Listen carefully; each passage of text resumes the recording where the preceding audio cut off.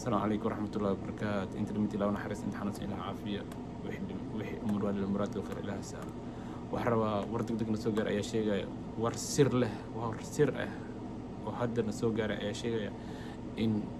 مريكا إيران إنه هشيان إنه هشيان قلبه